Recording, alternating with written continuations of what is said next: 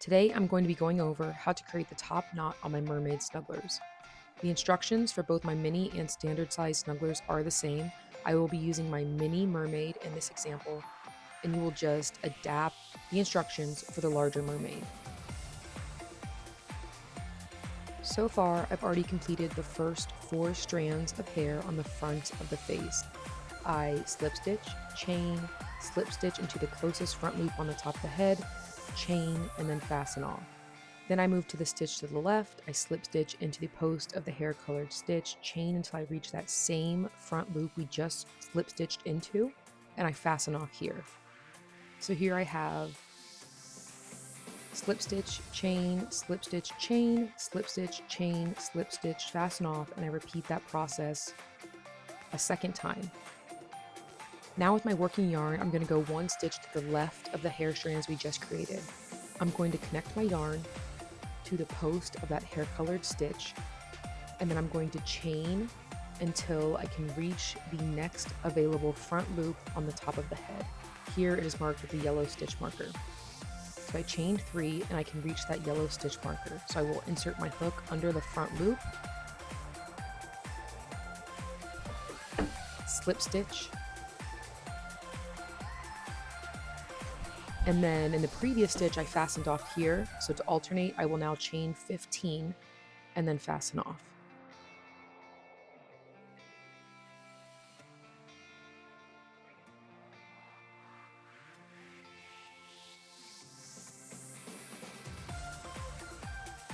As you work, you will hide your starting tails. In the head, I like to pull 2 or 3 out of the same stitch, knot them, and then tie them in the head. You will do the same on the top of the head with your tails that you fasten off at the front loops. So now we're going to move to the next hair colored post. I will insert my hook under that post, attach my yarn, and chain until I reach that same front loop we just used. So I chain 3, and then I will locate that yellow front loop that we just used, insert my hook underneath that loop, slip stitch to secure my yarn, and I just chained 15 on the last one, so I will go ahead and fasten off here. You can now remove that stitch marker. I recommend leaving them in until you're completed with a stitch so that you can remember what stitch you're working into next. As you work, again, you will hide your tails in the head. So I have 2 coming out the same stitch. I will knot them, cut those excess tails, and then just tuck them into the head to secure them.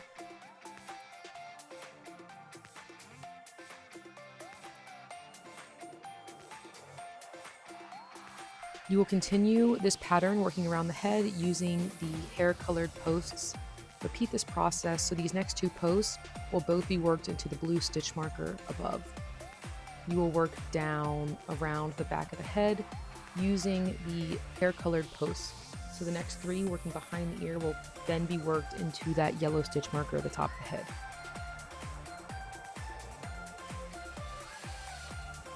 You will continue this pattern working all the way around of slip stitch, chain, and slip stitch, chain, fasten off until you get half chains, which are strands of hair, and then the other half that you fastened off at the top of the head. You will hide those strands in the head the same way you do with the starting tails. I like to pull 2 or 3, entering separate stitches but all exiting the same stitch. I tie them together, snip them, and then hide them in the head to secure them.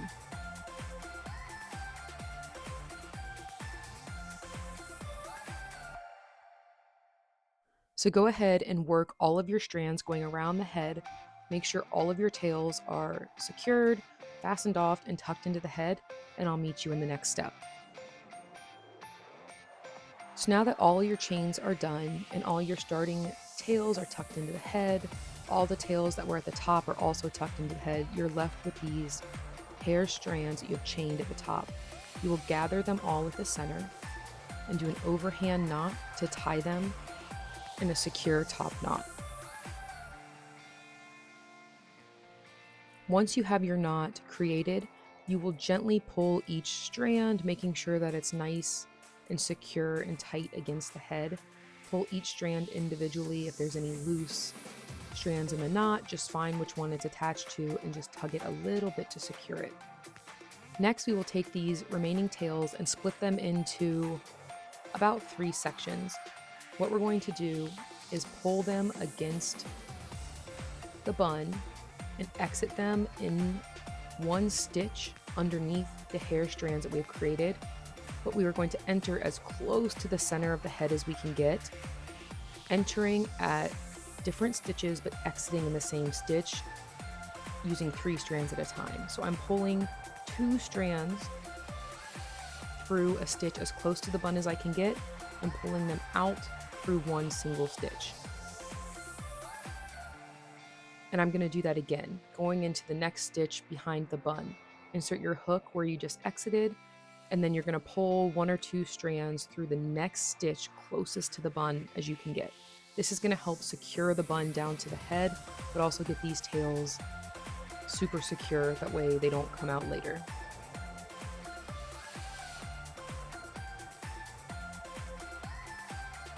Once you have between 4 and 6 tails exiting one stitch, you can knot them, snip the excess tails, and hide them in the head.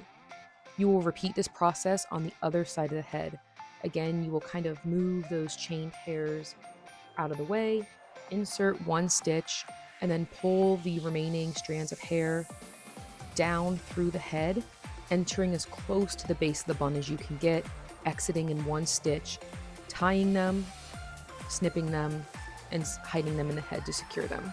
You might have to repeat this process between 2 and 3 times, depending on the size of your bun, depending on your tension, depending on a lot of things. I did it 3 times in this video. On the larger size, I did it 4 times to kind of secure that bun in every direction and make sure it's not going to go anywhere. But just do this as many times as you are comfortable with until it's nice and secure.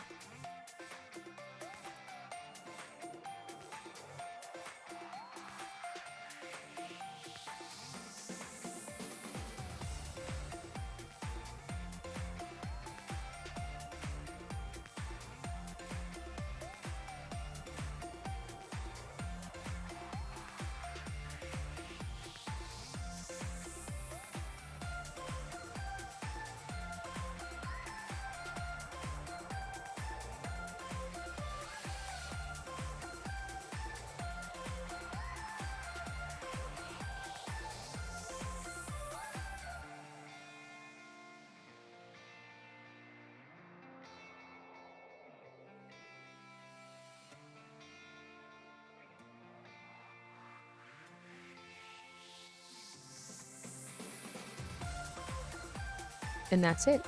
For now that they're all snipped and tucked into the head and secure, you're all done with your hair. You can reshape the head a little bit, make sure it's good to go, and add any finishing details from here.